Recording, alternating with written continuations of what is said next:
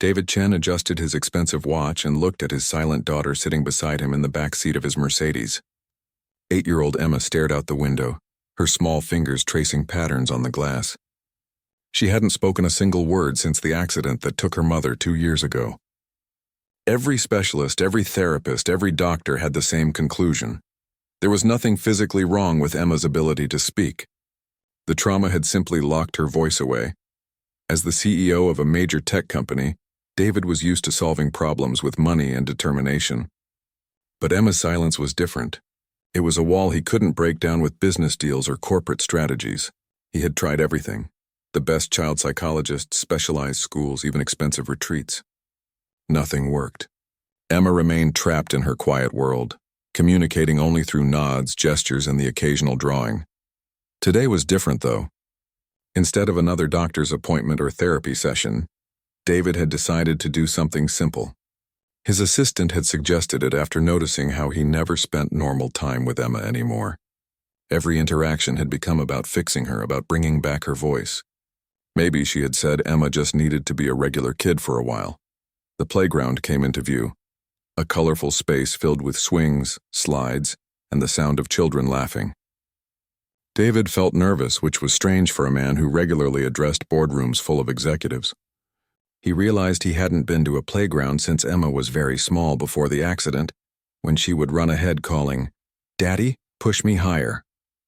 On the swings. Emma's eyes lit up slightly when she saw the playground equipment. It was the first real interest David had seen from her in weeks. She looked at him questioningly and he nodded. "Yes, sweetheart. We're going to play today. Just play." The driver opened their door and David took Emma's small hand in his. She didn't pull away, which felt like progress. Together they walked toward the playground gate. David noticed his expensive suit felt out of place among the casual clothes of other parents, but Emma didn't seem to care about that. She was already looking at the swings with something that might have been excitement. Other children were scattered around the playground, some climbing, others sliding, a few playing in the sandbox. Their voices created a cheerful noise that felt both wonderful and painful to David. He remembered when Emma's voice had been part of sounds like this. Now she moved silently toward an empty swing, her small face serious but curious. David helped her onto the swing and began to push gently. Emma's feet dangled as she moved back and forth, her long black hair flowing behind her. For a moment, David felt something close to peace. This felt normal. This felt like what fathers and daughters should do together. No pressure, no appointments, no desperate attempts to fix anything. Just a dad pushing his daughter on a swing on a sunny afternoon. He noticed other parents watching them occasionally. Some looked curious about the well-dressed man and his quiet daughter. Others smiled in the universal way that parents do when they see other families enjoying time together. David realized how long it had been since anyone had looked at him and Emma and seen anything normal or happy. Emma's small hand pointed toward the slide, and David nodded. They moved together across the playground, passing other families. A mother was helping her toddler climb the jungle gym. 2 boys were racing each other down the big slide. A father was teaching his daughter how to use the monkey bars. Everyone seemed so natural at this parenting thing. David felt like he was learning how to be a father all over again. As Emma climbed the steps to the slide, David positioned himself at the bottom to catch her if needed. She had always been careful even before the accident, but now she moved with extra caution. Each step was considered, each movement deliberate. When she reached the top, she looked down at him and something flickered across her face. Was it the beginning of a smile? She slid down and David caught her at the bottom, spinning her around once like he used to do when she was smaller. For just a second, her face showed pure joy. It was brief, but it was real. David felt his heart squeeze with both happiness and sadness. This was his daughter, still there, still capable of joy, just locked away behind walls of grief and trauma. They spent the next hour moving from one piece of equipment to another. Emma tried the monkey bars with David's help, went down the slide several more times, and even sat in the sandbox for a while, drawing patterns in the sand with a stick. She didn't speak, but she seemed more present than she had in months, more like herself. David found himself relaxing in a way he hadn't in years. He wasn't checking his phone, wasn't thinking about meetings or business deals. He was just being Emma's dad, watching her explore and play. It felt strange and wonderful and sad all at once. This was what they had lost. Not just Emma's voice, but these simple moments of connection and joy. As the afternoon wore on, David noticed they weren't alone in their quiet contentment. The playground had a gentle rhythm to it, families coming and going, children playing and laughing. Emma seemed to be absorbing it all, watching the other children with interest even though she didn't try to join them. She was content to stay close to David, to explore at her own pace. The afternoon sun was getting warmer when David noticed a man and his son arriving at the playground. The man was tall and athletic, wearing simple jeans and a faded t-shirt. His son looked to be about Emma's age, with bright eyes and an infectious energy that was immediately apparent. What caught David's attention most was how naturally they interacted. The father's easy smile, the way he ruffled his son's hair, the comfortable way they moved together. The boy ran straight to the jungle gym while his father found a bench nearby. David couldn't help but watch them. There was something about their dynamic that felt effortless in a way that made David aware of how careful and tentative he had become with Emma. Every interaction felt fragile, like he might say or do the wrong thing and make her retreat further into herself. Emma noticed them too. She had been playing in the sandbox but kept glancing over at the energetic boy as he climbed and swung with confident ease. The boy seemed to have a running commentary going with his father, calling out, "Dad, watch this!" "And did you see that jump?" His father responded with encouraging words and genuine interest, creating a back and forth that felt natural and warm. David felt a pang of envy mixed with sadness. He remembered when Emma used to chatter constantly, narrating her every move, asking endless questions, sharing every thought that popped into her head. The silence between them now felt heavier, when contrasted with the lively conversation happening across the playground. The boy eventually made his way over to the sandbox where Emma was playing. David tensed slightly, unsure how Emma would react to another child approaching. She had become shy around other kids since the accident, often hiding behind David when children tried to talk to her at the grocery store or other public places. "Hi," the boy said simply, settling down in the sand near Emma. "I'm Marcus. What's your name?" Emma looked at him for a moment, then glanced back at David. He gave her an encouraging nod, though his heart was racing with hope and anxiety. Emma pointed to herself and then looked down at the patterns she had been making in the sand. Marcus didn't seem bothered by her silence. "Cool designs," he said, studying her work. "Is that a flower? Or maybe a star?" Emma's face showed the slightest hint of interest as she looked back at her drawings, considering his questions. David watched this interaction with fascination. Marcus wasn't pushing Emma to talk or acting like anything was wrong. He was simply present, interested in what she was doing, treating her like any other kid he might meet at a playground. It was exactly the kind of natural social interaction that David realized Emma had been missing. Marcus's father had noticed the interaction too, and was walking over casually. "Marcus making friends?" he asked with a warm smile. David stood to meet him, extending his hand. "I'm David Chen," he said, "and this is Emma." He hesitated, unsure whether to explain about Emma's silence. He'd gotten used to feeling like he needed to prepare people, to warn them that Emma wouldn't respond verbally. "I'm James," the man replied, shaking David's hand with a firm, friendly grip. "Nice to meet you both." He looked down at the children who were now both working on designs in the sand. "Looks like they're collaborating on some serious artwork there." James seemed completely at ease, treating the situation as perfectly normal. David felt some of his tension begin to ease. There was something calming about James's presence. He wasn't rushing to fill silences with talk, wasn't acting like anything needed to be fixed or explained. He was just a father watching his son play with another child. "Marcus loves coming here," James continued, settling onto the edge of the sandbox. "It's become our regular Saturday afternoon tradition. Gets him out of the house, lets him burn off some energy before homework time."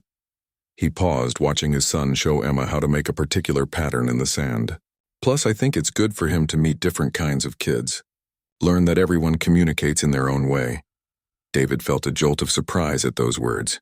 There had been something in James's tone that suggested understanding rather than assumption. "Emma doesn't," David started, then stopped. He wasn't sure how to finish that sentence without making it sound like something was wrong with his daughter. "Doesn't need to say anything to be good company," James finished easily. Marcus talks enough for 3 kids anyway. Sometimes I think he appreciates having someone who just listens. He smiled as he watched Marcus animatedly explaining something to Emma while she nodded along, clearly engaged even though she wasn't speaking. David felt something shift inside him.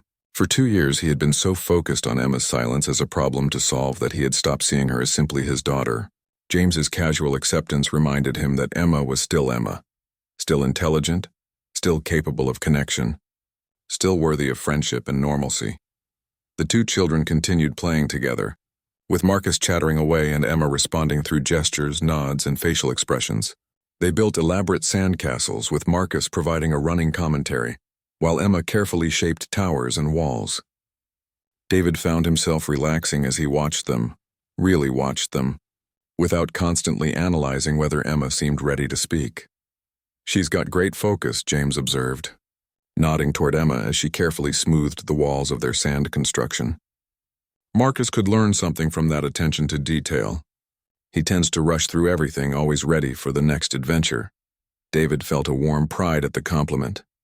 It had been so long since anyone had commented positively on Emma's qualities, rather than focusing on what she wasn't doing. "She's always been like that," he said softly. Even when she was tiny, she could concentrate on puzzles or drawing for hours. The afternoon was turning into something David hadn't expected. Not a therapeutic exercise or an attempt to trigger Emma's speech, but simply a pleasant time at a playground where his daughter was making a friend. As the children continued playing, David found himself in the first relaxed conversation he'd had in months. James had an easy way of talking that didn't require constant responses or feel like work. They discussed simple things: the weather, the playground equipment, their kids' favorite activities. David realized how isolated he had become, how every conversation in his life had either been about business or about Emma's condition. "So what do you do when you're not building sand empires?" James asked with a grin, nodding toward their children's elaborate construction project. "I run a tech company," David replied, then felt the familiar awkwardness that came with that revelation. People often reacted differently once they knew he was wealthy, either becoming overly impressed or suddenly distant. "What about you?" "I teach high school math," James said simply. "Not nearly as exciting as running a company, but I love working with kids. Every day is different." He paused, watching Marcus help Emma add a stick flag to their sandcastle. "Lost my wife 3 years ago, so it's just me and Marcus now. Teaching gives me flexibility to be there for him when he needs me." David felt a jolt of recognition and sympathy. "I'm sorry," he said quietly. "Emma lost her mother 2 years ago. Car accident." It was the first time he had mentioned it so simply, without the whole complicated explanation about Emma's silence that usually followed. James nodded with understanding rather than pity. "Cancer," he said simply. Marcus was 5. Took him a while to figure out how to be happy again. Kids are resilient, though. They teach us how to keep going. He looked over at David. "How are you both managing?" The question was asked with such genuine care that David found himself giving an honest answer, instead of the polite response he usually offered. "Some days are harder than others. Emma hasn't spoken since it happened. I keep thinking if I just find the right doctor or therapy or solution." He trailed off, realizing how that sounded. "The right solution," James repeated thoughtfully. "I remember feeling like that. Like if I could just fix everything perfectly, Marcus would be okay. Took me a while to realize that maybe the goal wasn't to fix him back to exactly who he was before. Maybe it was about helping him become who he was meant to be after." David considered this. He had been so focused on getting Emma back to who she used to be that he hadn't considered she might be becoming someone new. Someone who communicated differently but was still completely herself. Marcus was now showing Emma how to use a stick to draw roads in the sand around their castle. "We need cars," he announced. "And maybe some people walking around." Emma nodded enthusiastically and began carefully drawing small figures with her stick. Her concentration was intense, and Marcus watched her work with obvious admiration. "She's really good at that," Marcus called over to the fathers. "Emma makes the best tiny people. Look, this one has a dog." Emma's face lit up with pleasure at the praise, and she added more details to her sand drawings. "You know," James said quietly to David, "Marcus went through a phase where he barely talked to anyone except me. Wouldn't speak up in class, wouldn't play with other kids. I worried that losing his mom had made him too scared to connect with people. He watched his son chatting easily with Emma. But then I realized he wasn't broken. He was just processing everything in his own way, in his own time. David watched Emma carefully adding windows to the sandcastle while listening to Marcus's stream of creative ideas. She was fully engaged, clearly enjoying herself, communicating perfectly well through her actions and expressions. "What changed?" he asked. I stopped waiting for him to go back to who he was before and started paying attention to who he was becoming, James said. Turned out he was becoming pretty amazing. Just different than I expected. He smiled as Marcus helped Emma perfect a sand tower. I think kids know what they need better than we think they do. Sometimes our job is just to trust them and be there while they figure it out. This was a completely different perspective than David had heard from any of the specialists he'd consulted. They had all focused on techniques and timelines and therapeutic goals. James was talking about something simpler and more complicated at the same time. Accepting Emma as she was while still believing in her capacity to grow and change. Emma suddenly stood up and tugged on Marcus's sleeve, pointing toward the swings. Marcus jumped up immediately. "Swings, good idea. Dad, can we?" James nodded, and both children ran toward the swing set, with Marcus keeping pace with Emma's more measured steps. "She initiated that," David said with wonder. "She made a suggestion and led the way to a new activity." "She's been doing that all afternoon," James observed. "Leading, following, negotiating, problem-solving. She's communicating constantly, just not with words." David watched Emma settle onto a swing while Marcus took the one next to her. Marcus began pumping his legs to go higher, calling out encouragement to Emma to try swinging higher too. Emma actually smiled, and began swinging with more energy than David had seen from her in months. "Maybe," James said gently. "The question isn't when she'll talk again. Maybe it's what she's trying to say right now, and whether we're listening." For the first time in 2 years, David felt like someone understood what he was seeing when he looked at his daughter. Not a problem to be solved, but a person to be heard. The swings had become the center of an elaborate game that Marcus had invented, and Emma had enthusiastically joined. They were pretending to be pilots flying through clouds, with Marcus providing sound effects and narrative, while Emma contributed through gestures and facial expressions that perfectly conveyed her part of the story. David watched, amazed at how naturally they had fallen into this cooperative play. "Okay, Emma, we're approaching the storm clouds," Marcus called out, pumping his legs to swing higher. "Better hold tight." Emma gripped her swing chains and leaned forward slightly, her face showing mock concern that made Marcus laugh with delight. "Don't worry, pilot Emma, I think we can make it through." James had moved to stand near David, both fathers watching their children's imaginative play. "Marcus has always been drawn to kids who see the world differently," James said quietly. "At school, he gravitates toward the quiet ones, the kids who think outside the box. I think he recognizes something in them." Emma was now swinging in a steady rhythm, her face showing more animation than David had seen in months. When Marcus called out that they were landing their planes, she expertly slowed her swing and dismounted with careful grace. Marcus cheered her landing, and Emma actually clapped her hands in response to his enthusiasm. "What happened to Marcus's mom, if you don't mind me asking?" David found himself saying. Something about James's openness made him feel safe to ask personal questions. "Leukemia," James replied simply. 2-year battle. Marcus was with her through most of it. Hospital visits, treatments, the whole thing. When she died, he didn't speak for about 6 months. Not to anyone except me, and even then only when absolutely necessary. David felt his chest tighten with recognition. 6 months of silence, he repeated. 6 months, James confirmed. "I took him to counselors, tried play therapy, even considered medication. Everyone had theories and suggestions. But you know what finally helped?" He paused, watching Marcus show Emma how to hang upside down from the monkey bars. "I stopped trying to make him talk and started really listening to what he was telling me without words."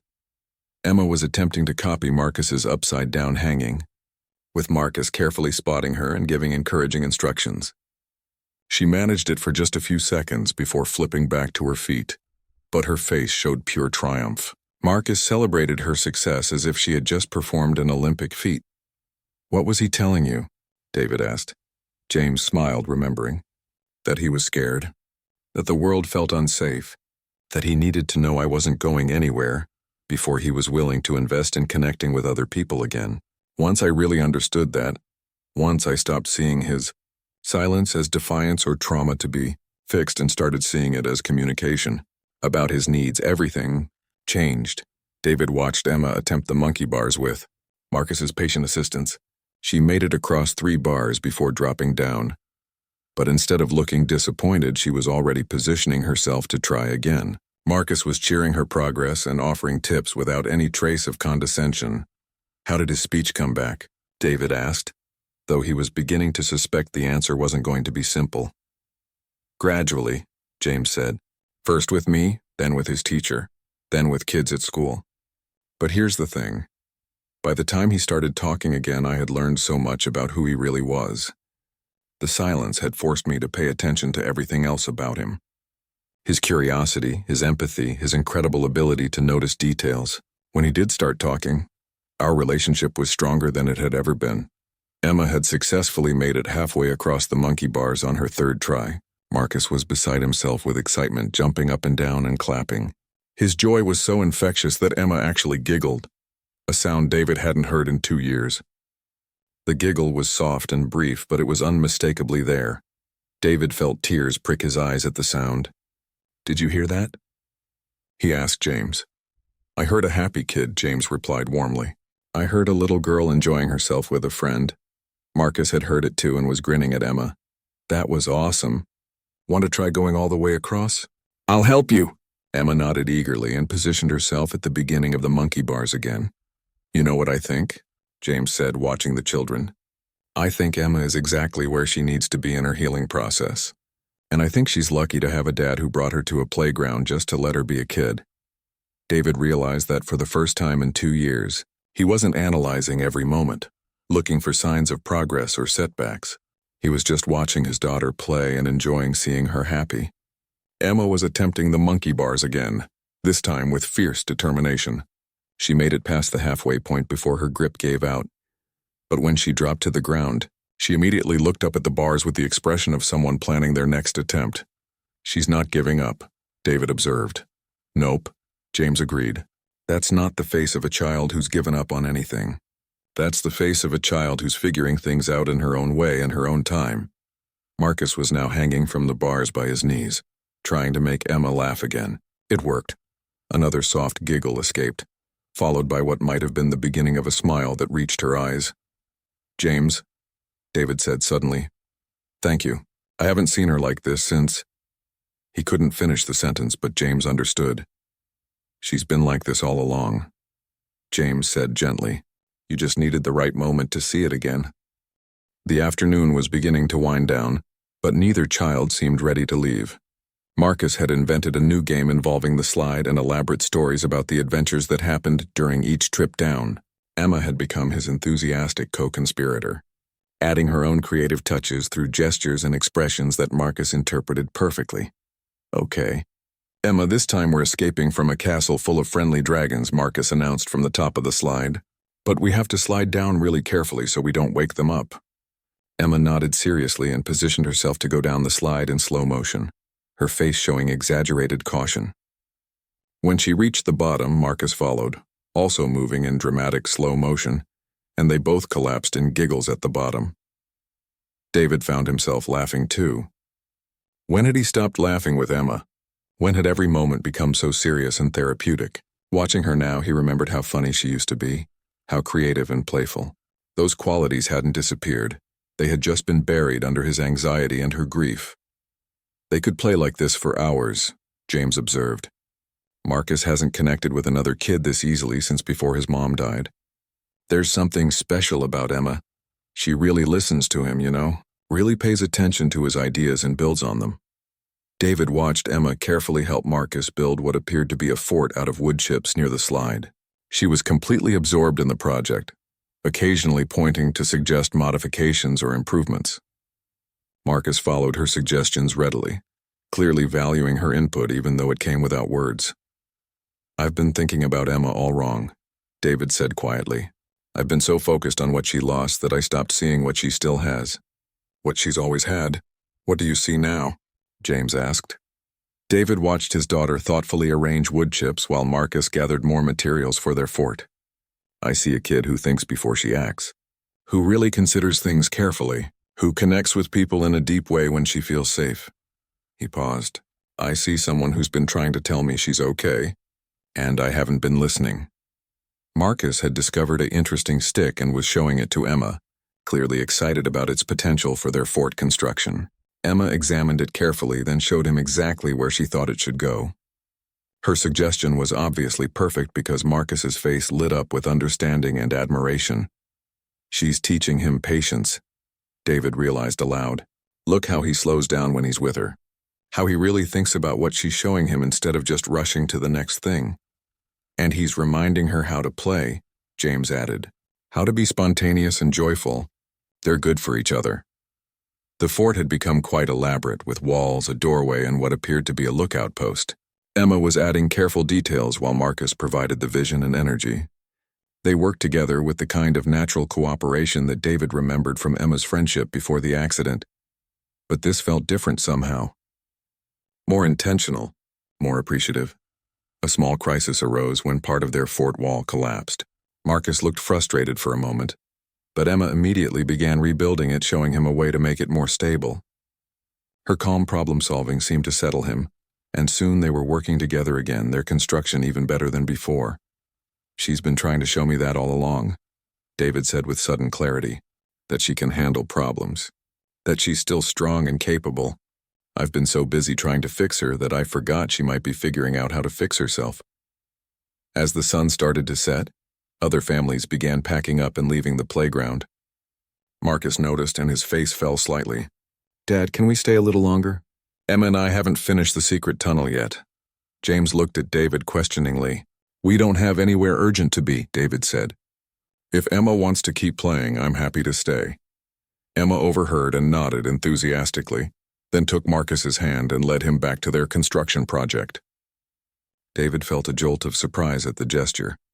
Emma taking initiative, making physical contact with a new friend, clearly expressing her desires without words but with perfect clarity. Look at that, James said softly. She's not waiting for permission to want things. She's not hiding what makes her happy. The secret tunnel turned out to be an ambitious project involving careful excavation and architectural planning. Emma took the lead on the engineering aspects, while Marcus handled the creative storytelling about who might use the tunnel and why.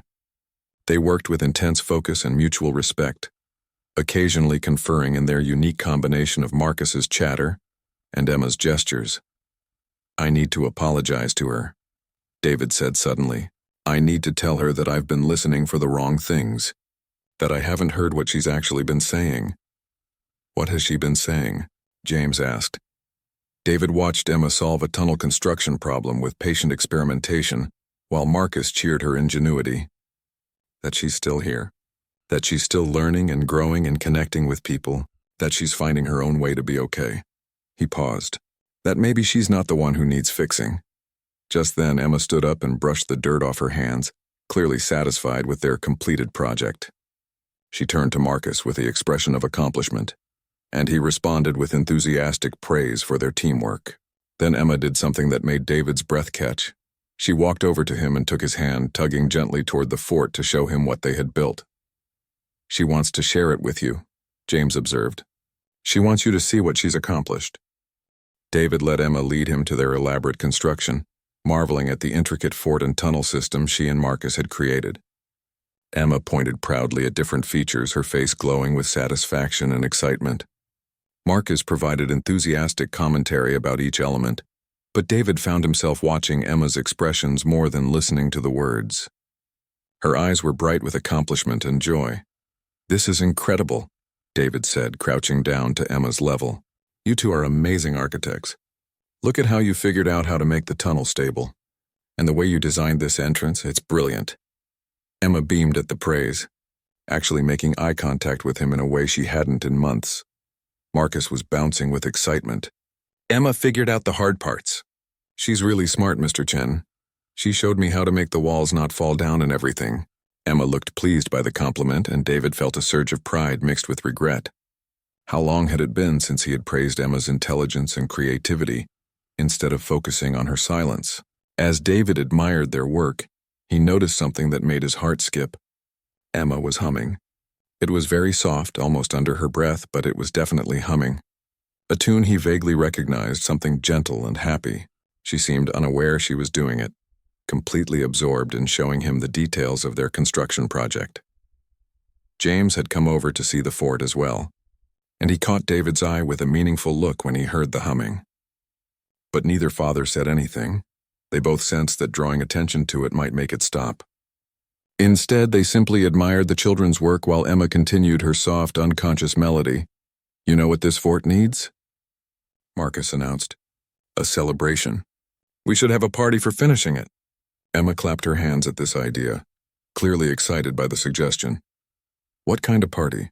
David asked, getting into the spirit of the moment. Marcus considered this seriously. "A party with dancing. And singing. Emma, do you know any good songs for a fort party?" Emma looked thoughtful for a moment, then began clapping out a rhythm with her hands. It was simple but infectious, and Marcus immediately started moving to her beat. "That's perfect," Marcus declared, beginning to dance around their fort in time with Emma's clapping. "Come on, Emma. Dance with me!" Emma hesitated for just a moment, then began to sway to her own rhythm, her movements small but definitely dancing. David watched his daughter dance for the first time in 2 years. Her movements were tentative at first, but as Marcus continued his enthusiastic dancing around the fort, Emma became braver. Her swaying became more pronounced, and she even added some arm movements that made Marcus cheer with delight. "Mr. Chen, you have to dance too," Marcus called out. "It's a fort party. Everyone has to dance." David felt awkward. When was the last time he had danced? When was the last time he had done anything purely for fun? But Emma was looking at him expectantly, still clapping her rhythm, and suddenly nothing seemed more important than joining his daughter's celebration. David began to move awkwardly to Emma's beat, feeling silly but not caring. James joined in too, and soon all 4 of them were dancing around the wooden fort in the late afternoon sunlight. Emma's face showed pure joy as she watched the adults join their celebration, and her clapping became stronger and more confident. Then something magical happened. As they danced, Emma's humming returned, but this time it was louder and more intentional. She was humming a melody to go with her rhythm, creating the music for their impromptu party. Marcus heard it and began humming along, and soon they had created their own simple song together. David felt tears threatening as he listened to his daughter make music again. Not words yet, but something close, something that came from the same place words came from. The desire to communicate, to share joy, to connect with other people through sound and rhythm and melody. The dancing continued for several more minutes, with Emma leading the music and Marcus adding his own vocal flourishes. James and David kept dancing, both fathers understanding they were witnessing something important and healing. Emma was not just participating, she was leading, creating, sharing her voice in a new way. As the song and dance naturally wound down, Emma walked over to David and hugged him around the waist. It was sudden and spontaneous, the kind of affectionate gesture she used to make all the time but hadn't initiated since the accident. David wrapped his arms around her, holding her close and feeling her small body relax against him. "Thank you for bringing me here." "Daddy?" Emma whispered so softly that David almost thought he had imagined it. But Marcus heard it too. His eyes went wide with surprise and delight. "Emma, you talked. You said words." But instead of making a big production of it, he simply smiled at her and said, "Your voice sounds nice." David felt like his heart might burst. Emma had spoken. Actually spoken. And her first words weren't about her trauma or her grief. They were about gratitude, about connection, about this moment they had shared together. Emma looked up at David with clear eyes, and he could see that something had shifted. Not completely. He sensed there was still a long journey ahead. But something fundamental had changed in how she saw herself and her place in the world. The playground had grown quiet as the last of the families departed, leaving David, Emma, Marcus, and James in the golden glow of the setting sun. Emma remained close to David after her whispered words, but she didn't retreat into herself. Instead, she seemed more present than she had in months, occasionally adding soft comments to Marcus's continued chatter about their fort and their dancing party. "I had the best time today. Marcus announced as his father began gathering their things. "Emma, will you come back to the playground again? Maybe we can build an even bigger fort next time." Emma nodded enthusiastically and then, after a moment's hesitation, spoke again. "Yes, please," she said quietly but clearly. "I want to play again." Marcus beamed at her response, and James exchanged a meaningful look with David. Both fathers understood they had witnessed something extraordinary, but James's calm acceptance of Emma's emerging voice helped keep the moment from becoming overwhelming or overly emotional. As they prepared to leave, Emma surprised everyone by initiating a goodbye hug with Marcus.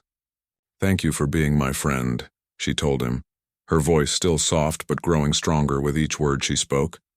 "You're my friend too," Marcus replied warmly. "Friends always have the best adventures together." David found himself shaking James's hand with genuine gratitude. "Thank you," he said simply. "For everything. For showing me how to really see her again." "She was always there," James replied.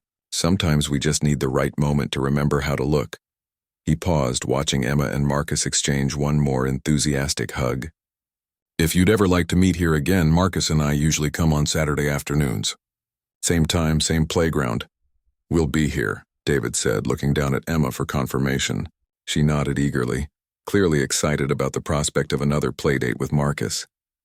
As James and Marcus walked away, David heard Marcus asking his father if they could bring sidewalk chalk next time to decorate their fort. Emma waved goodbye until they were out of sight, then turned to David with an expression he hadn't seen in 2 years. Pure happiness mixed with anticipation for the future. During the car ride home, Emma spoke occasionally, sharing small observations about their day. Her words came slowly and thoughtfully, but they came. She talked about Marcus's funny dances, about how proud she felt of their fort, about wanting to bring her special crayons next time to draw flags for their constructions. "Daddy," she said as they pulled into their driveway, "I missed talking, but I wasn't ready before today." She looked at him seriously. "I needed to remember how to be happy first." David felt his eyes fill with tears at her wisdom. At 8 years old, Emma had understood something about healing that all the specialists had missed. She hadn't been broken or stuck. She had been processing, healing, finding her way back to herself in her own time and her own way. That evening, Emma spoke more than she had in 2 years. Not constantly, not like before the accident, but enough to share her thoughts and feelings about their day. She drew pictures of the fort she and Marcus had built, carefully labeling each part with neat handwriting. She hummed while she worked on her drawings, the same gentle melody from their dancing party. Before bedtime, Emma asked David if they could call Marcus tomorrow to thank him for such a fun day. When David explained they didn't have Marcus's phone number, Emma suggested they could write him a letter to give him next Saturday. David agreed, and Emma spent an hour carefully crafting a thank you note decorated with drawings of their playground adventures. As David tucked Emma into bed that night, she looked up at him with clear, thoughtful eyes. "Daddy, I think Mommy would be happy that I have a new friend, and that I remembered how to use my voice again." "I think she would be very proud of you," David replied, his voice thick with emotion, "just like I am." "Will you tell me about Mommy tomorrow?" Emma asked. "I want to remember the happy stories again."